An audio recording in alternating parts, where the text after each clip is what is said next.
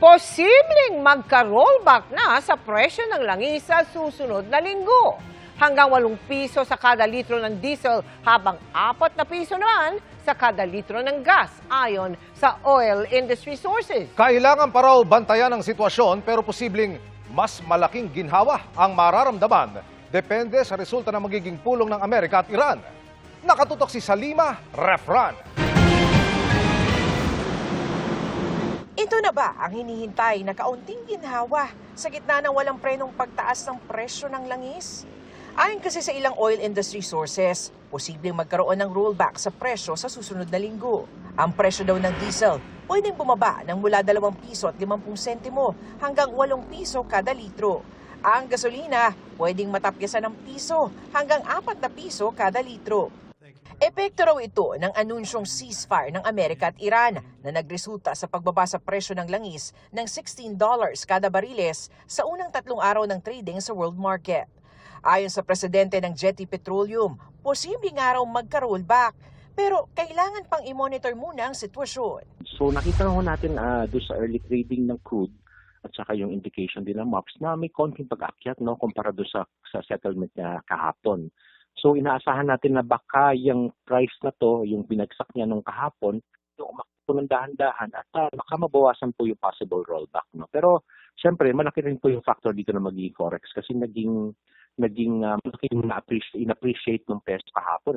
Ang binabantayan ang resulta ng trading ngayong araw at bukas at sa magiging pulong ng US at Iran. Mahirap itong sabihin, medyo talaga it's too early to say na kung ano pa yung magiging movement ng mga susunod na mga araw. May 2 trading days pa kasi tayo. Kung sakaling gumanda po at sabihin natin maging very positive yung meeting tapos bumaba ng the Monday next week, makikita ho natin yung talagang relief talaga na malaking galaw ng presyo.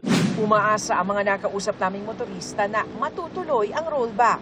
Mabuti at para maging maayos ulit ang mga biyahe ng mga pampasaherong jeep. Ganun nga po, bababa ng mga 3 piso pero tataas naman ang malaki, mga 20 pesos. Diba? Parang pinapaikot-ikot lang tayo nung... Mas okay naman po yun kasi ngayon marami kaming tao na nahihirapan talaga eh. Nagtipon-tipon sa Liwasang Bonifacio ang ilang residente ng Batangas para hingin na tanggalin na ang excise tax at VAT. Marami pa raw tsuper ang hindi pa nakakatanggap ng ayuda mula sa gobyerno. Kaya pala natanggalin ang VAT sa lahat ng petroleum products at ang kailangan lang ay hindi lang 20% ng non-essential MOE, kung hindi ang buong non-essential MOE ang tatanggalin. Ang ating panawagan na lang sa ating mga kasamahan na sa gobyerno ay tignan natin ano ang mas importante. Ang dami pang mababawasan na gastos na baka nagkakahiyaan lang tayo sa Kongreso na hindi naman natin inilalabas sa publiko at sa ating mga pagdinig ang laki ng mga operating budgets ng aming mga opisina. Ayon kay Senador Win Gatchalian, chairman ng Senate Protect Committee, nakaamba na ang hakbang ng gobyerno sa pagtapyas o pagsuspinde sa koleksyon ng excise tax sa petrolyo. Ibang usapin naman daw ang sa VAT. Sa loob po ng batas, meron po kasing publishing. So, April 12 or 13 ang magti-trigger yan. So by that time, pwede nang suspindihin ng ating Pangulo yung excise tax. Pwedeng pag-aralan, pero komplikado kasi ang VAT. So hindi magagarantiya na bababa ang presyo. Dapat timbangin mabuti. Pag tinanggal natin yan, magiging unequal. At yung mga may kaya, mag-enjoy rin na walang VAT. Salima Refran, nakatutok, 24 oras. Lumulubog na rin ang kabuhayan ng mga mangingisda dahil sa nakakalunod na presyo ng petrolyo. Libo-libo na sa kanila ang tumigil sa pagpalaot at humanap na lang ng ibang mapagkakakitaan. May hakbang ba ang pamahalaan para maiahon sila? Yan ang tinutukan ni Darlene Kai. Maaga pa nang abutan namin ng mga mangingisdang ito sa Cavite City. Pero imbes na pumalaot, nakatanaw lang sila sa dagat. Hindi makapaglayag dahil lunod na sa labis-labis na taas ng presyo ng diesel para sa kanilang mga bangka. Nakihirap ang mga tao, yung mga magdaragat. Higpit ng konting sinturon para kahit pa paano kumain. Ang 60 taong gulang na si Teroy, hindi na alam kung saan kukunin ang pangtusto sa 3 nag-aaral na anak. Ito na yung talagang pinaka-worst na dumating sa buhay naming mangingisda na wala ka nang mahuli, mahal pa ang lahat ng bilihin. Ang mga pumapalaot pa rin, hanggang 3 kilometro lang ang nararating kaya halos wala ring huli. Yung gasolina namin, 200. Bumibenta 200, bawi lang. Wala nang pambigas. Bigo rin sina Michael na 3 oras sa laot pero ilang pirasong alimango at isda lang ang nahuli. Mahal-mahal kasi ng gasolina eh. So walang kita sir ngayong araw? Wala ho. Paano ho yan? Guto, mabutin. Para pa matigil yung gera na yan. Dahil sobra po taas ng gasolina, langis, dahil sa langis na yan. Apektado rin tayo. Dahil talagang wala nang kinikita, nangangalakal, nagtatricycle at nagko-construction muna ang mga mangingisda para may maibili ng pagkain. Buti parawang iba, may ayuda. Kaya bago nga matulog, huwag mamuni-muni ka, ba't ka nakakaganon eh? Wala namang, ang masaklap pa, wala kaming subsidy sa gasolina. Sila meron. Sana naman, maabutan din naman kayo para parehas naman. Binibenta na raw ng mga mangingisda yung kanilang mga bangka kaysa matuyo at masira dahil nga hindi na sila pumapalaot. Kaya kung dati punong-puno ng bangka itong pampang ng Barangay 14, gayon ay kakaunti na lang ang matitira. Sa 10,000 mangingisdang miyembro ng pangisda o pagkakaisa ng mga samahan ng mangingisda sa Pilipinas, 5,000 ang tumigil ng pumalaot. Pagka kami ang nagbebenta ng produkto namin, bagsak ang presyo. Ang katuwiran hindi mai-transport kasi mataas ang gastos. Hindi na nila kayang mag-rent ng van.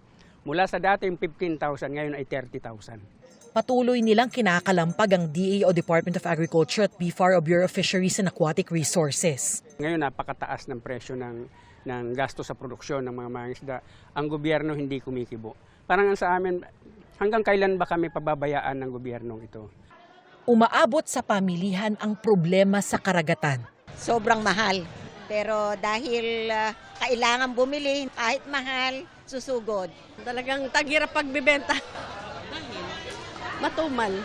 Mataas ang bilihin eh. Sinisiguro ng BFAR na sapat ang supply ng isda sa bansa ngayon. Patuloy raw ang pamimigay nila ng ayuda. Ngayong 2026, mahigit 10,000 mangingisda na raw ang nabigyan nila ng tig 3,000 pisong fuel subsidy. At gusto nating linawin, ang priority natin dito ay yung nanggagaling sa mga 5th class municipality, no? Kasi following the principle of equity, mas gusto nating maabot yung mas nangangailangan. Ito yung mga local government units na kung saan ang kanilang mga constituents na mga mangingisda ay higit nangangailangan para sa fuel assistance habang hinaharap po nila itong krisis na ito. May karagdagang 50 milyong pisong fuel subsidy pa raw na ipamimigay sa nasa 15,000 mangingisda ngayong Abril. Inaprubahan na rin daw ang paggamit ng 10 bilyong pisong Presidential Assistance for Farmers and Fisherfolk kung saan nakalaki pang ayuda na ipamimigay sa 399,000 na mangingisda. Pero ang ibig sabihin nito, marami pa rin sa kabuang 2.2 milyong fisherfolk sa bansa ang hindi kasama sa inisyal na mabibigyan ng ayuda ng BFAR. Gaya ng mga nakausap naming mangingisda sa Cavite City na hindi kasama sa prioridad sa ngayon. After na mabigyan natin at meron ding resources, hindi naman natin sinasabi na dapat sila ay hindi completely mabigyan. Kasi ang gusto natin inklusibo yung interventions na ginagawa ng pamahalaan. Pero sana raw paspasan ang pagsaklolo sa mga mangingisda bago pa sila tuluyang malunod sa kahirapan. Naghihintay na lang, nananatiling umaasa. Pero kahit papaano po, tuloy lang ang buhay kasi wala naman po kaming magagawa. Yun yung trabahong alam namin. Darlene Kai, Nakatutok, 24 Oras. Para kay Vice President Sara Duterte, dapat daw tanungin si Pangulong Bongbong Marcos sa kung anong ginagawa niya para tulungan ang mga Pilipinong hirap na sa epekto ng mahal na langis. Nakatutok si Sara Hilomen Velasco ng GMA Regional TV.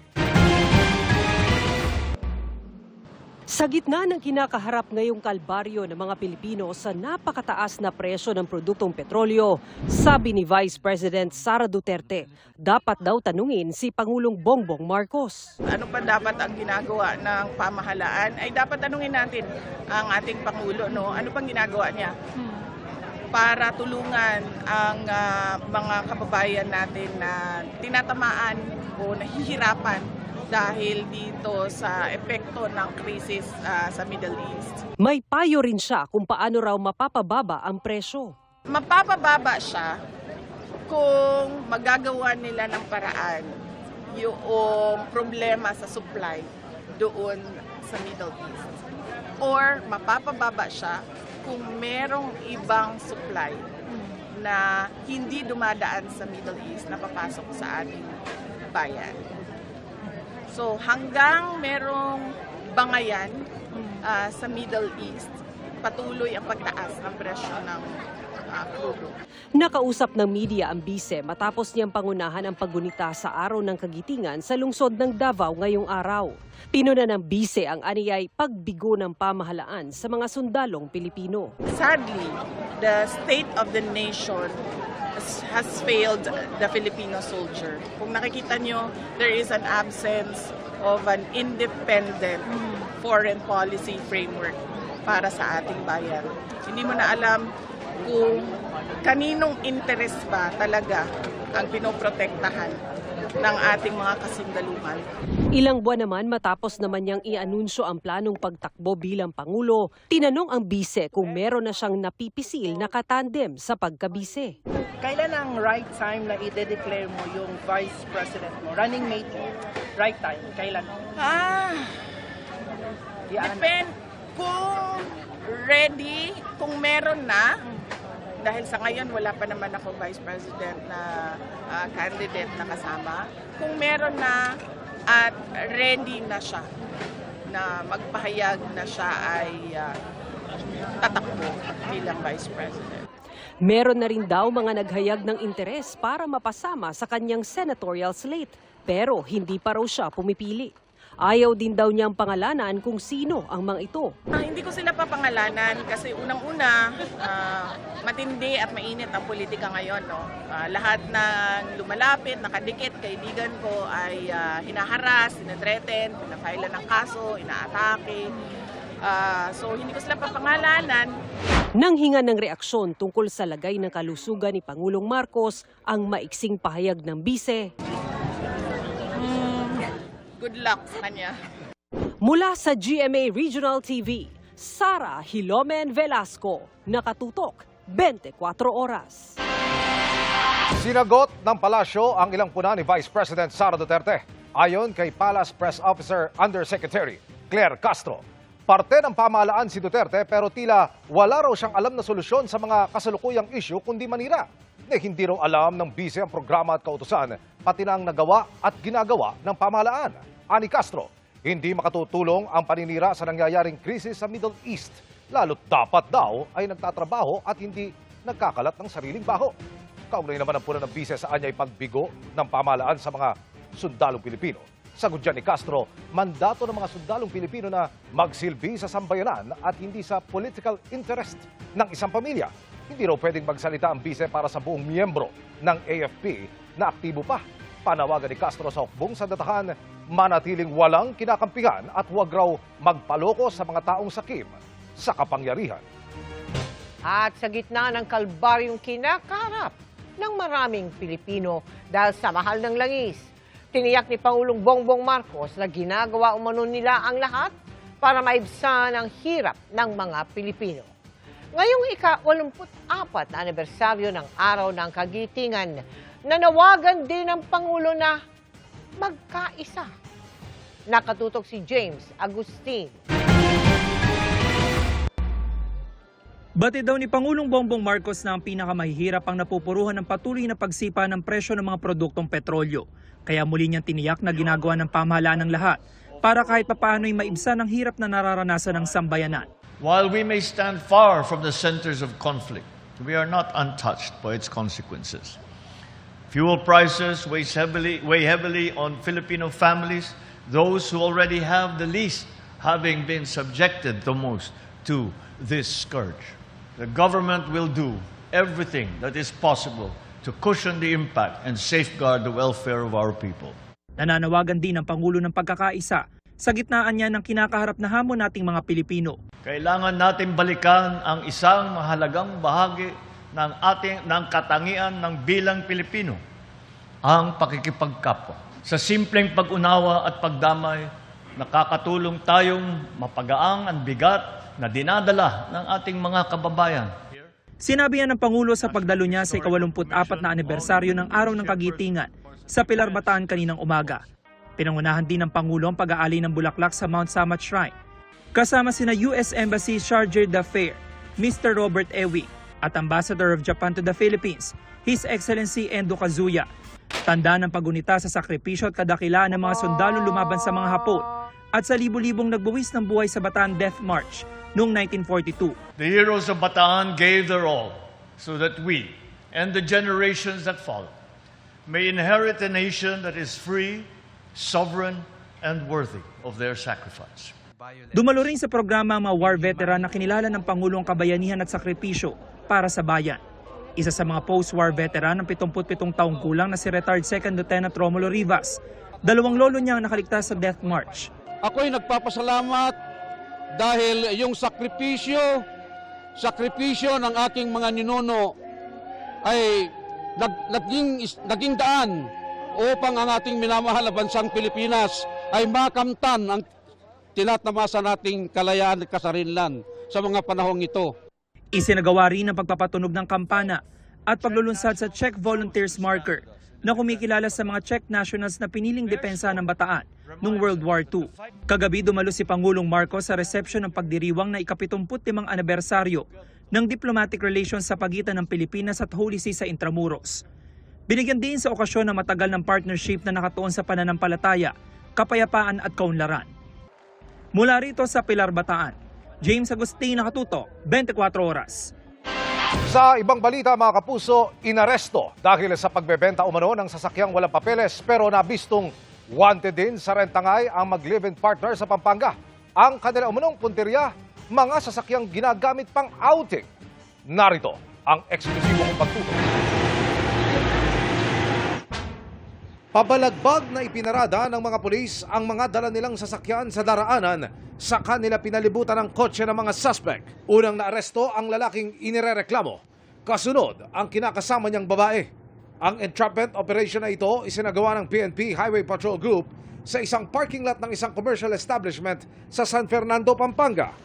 Ayon sa HPG, sina alias Stewart at alias Tintin, nagbebenta umano ng sasakyang walang kaukulang papeles at nabuking ito ng bentahan ng isang police asset.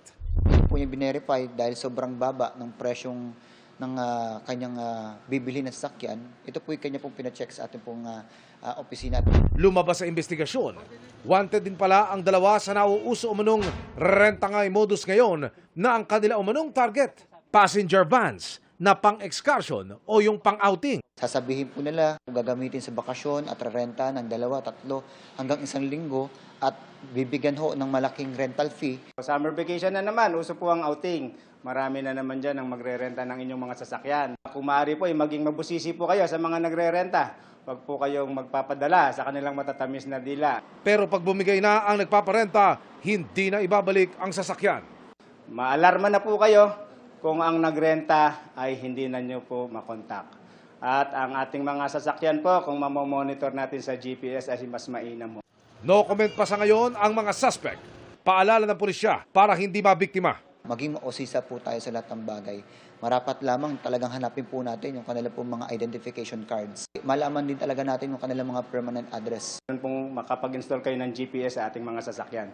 Upang i-prevent po natin at ma-monitor nyo po from time to time kung nasa na po ang galaw ng inyong sasakyan. Emil Sumangil, Nakatutok, 24 Oras. At sabay ng pagdiriwang ng Araw ng Kagitingan, inalunsad ang bagong Coast Guard District sa Kalayaan Island Group na target palakasin ang puwersa ng gobyerno sa West Philippine Sea. Sa gitna ng mga aktibidad, ilang beses nagpaputok ng flare ang China habang nagpapalipad na eroplano ang Philippine Coast Guard. Sakay niyan si June Veneracion na nakatutok doon live. June? Mel, nasaksihan namin na makailang ulit na pagpapaputok ng China ng flare habang lumilipad ang isang eroplano ng Coast Guard sa West Philippine Sea.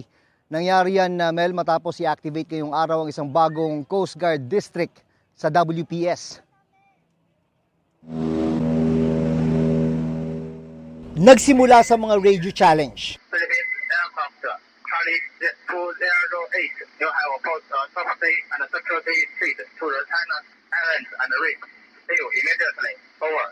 Pagkatapos ay nagpaputok na ng mga flare ang China. Nangyari ito habang lumilipad ang isang eroplano ng Philippine Coast Guard sa layong 3 nautical miles mula sa Mischief Reef. Ganon din ang ginawa nang lumipad ang civilian aircraft di kalayuan sa Subi Reef. Nagpaputok ng flare, sir. Nag-flare sila, sir. Although ang flare na pinalipad nila ngayon is significantly far from the aircraft, but the tendency is paano nga kung mas maabutin ito ang aircraft natin, then definitely it's endangering the safety ng aeroplano natin. Ang Mischief Reef at Subi Reef ay mga Chinese-occupied maritime features sa Kalayaan Island Group. Nangyari ang pagpapaputok ng China ng mga flare ilang oras lang matapos ang activation ng bagong Coast Guard District na inaasahang magpapalakas ang puwersa ng gobyerno sa West Philippine Sea. Kasabay ng pagunita ng ika-84 na anibersaryo ng Araw ng Kagitingan, inactivate ang Coast Guard District Kalayaan Island Group. Dahil dito, mas marami ng tropa at mga kagamitan ang i-deploy dito. Sa Pag-asa Island nakatayo ang headquarters ng bagong District Command. Kalayaan Island or Pag-asa Island is no longer just a frontier.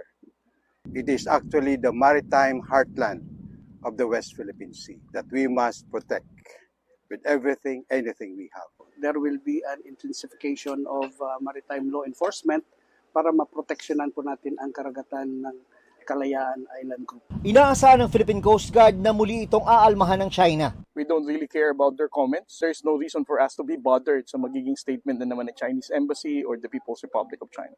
2009 pa raw nagsimula ang plano para bumuo ng bagong Coast Guard District sa Kalayaan. Ngayon lang ito natuloy dahil meron ng available manpower at resources. Ito po isang permanenteng hagbang, konkretong hagbang para ipakita natin na ang Pilipinas, ang Philippine Coast Guard ay talagang tinatayuan at pinaninindigan ang kanilang pangako na alagaan ang interes ng Pilipinas at ang soberanya ng Pilipinas. Bukod sa mga batikang sailor, magdi-deploy din ang Coast Guard ng mga tauhan na may background bilang teacher, doktor at pari para makatulong sa nasa 400 residente sa Pag-asa. Magandang balita po sa amin yan, sir. Lalong lalawak yung aming pagtutulungan. Ngayong araw ay bumisita rin sa Pag-asa Island si Senador Erwin Tulfo, Chairman ng Senate Committee on Foreign Relations. Siguro kung wala itong mga sundalo dito, wala itong mga tao, baka China na rin itong Pag-asa. Kahit pa paano. So, we will support definitely. I will make sure na we will develop this place.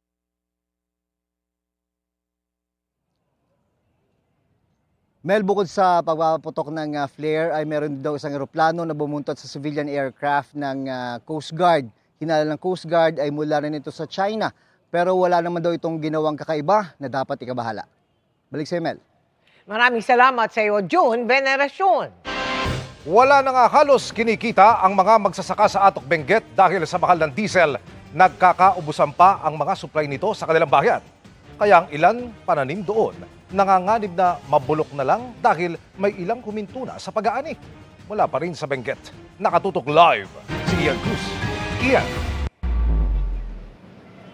Emil, sa pagtungo nga natin sa mga farm sa Atok Benguet ay tumampad sa atin ang napakaraming mga pananim na gulay na nanganganib nga na mabulok matapos ngang tumigil sa pag-ani ang mga magsasaka doon dahil sa oversupply ng gulay. Isa pa, Emil, sa iniinda talaga ng mga magsasaka doon, wala nang mabiling diesel sa kanilang bayan na ginagamit pa naman nila sa pagdidilig at iba pang aspeto ng farming.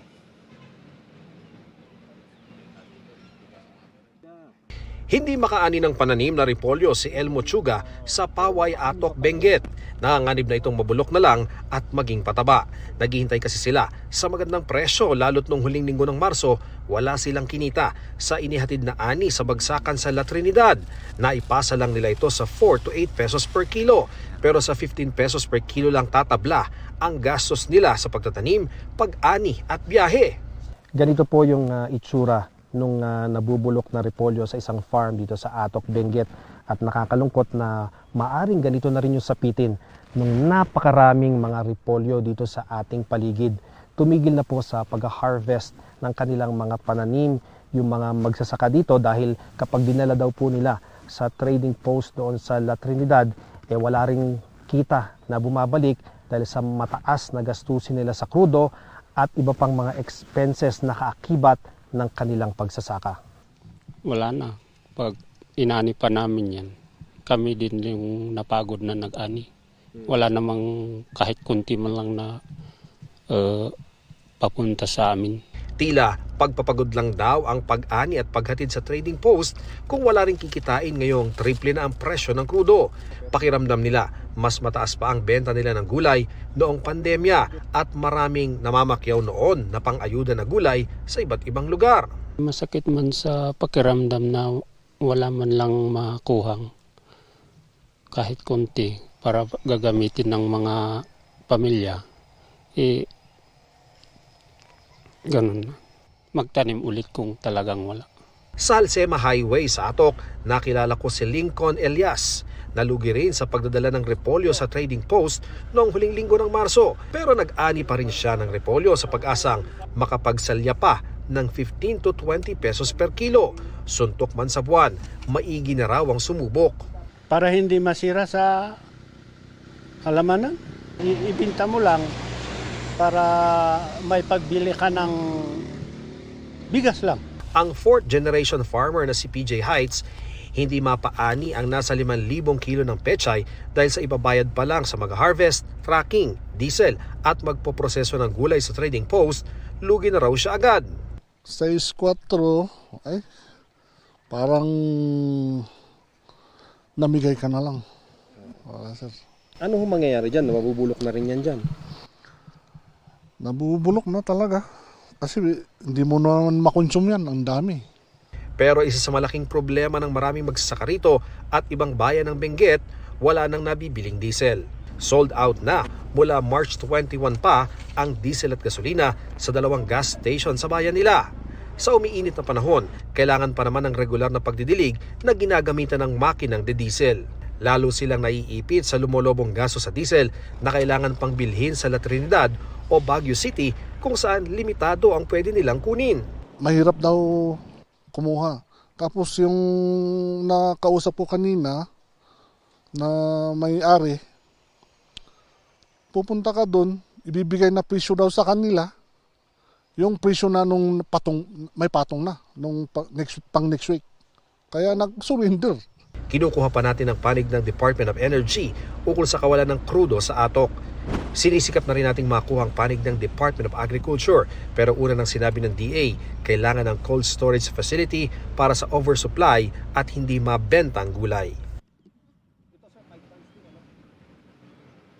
Emil, yung katabing syudad nitong Benguet, ang Baguio City, nagdeklara na ng state of calamity para nga matugunan ang pangailangan ng vulnerable sector doon sa kanilang lungsod.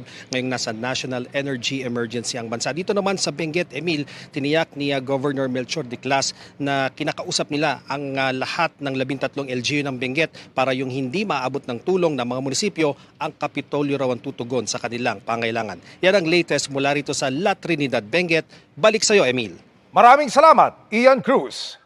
Samantala mga kapuso, sa Ilocos Norte naman, aniham pa naman ngayon ng mangga pero nahihirapan umanong makabenta ang ilang mango growers sa Lawag City. Ang mango grower na si Richard Tolentino, itinapo na raw ang aabot sa 10 toneladang mangga na nabulok na dahil hindi may benta. Hindi raw kasi niya maibiyahe ang kanyang ani dahil sa sobrang mahal ng presyo ng gasolina. Ang dating 20,000 pesos na gasto sa gasolina kada truck, ngayon umaabot na raw ng 50,000 pesos.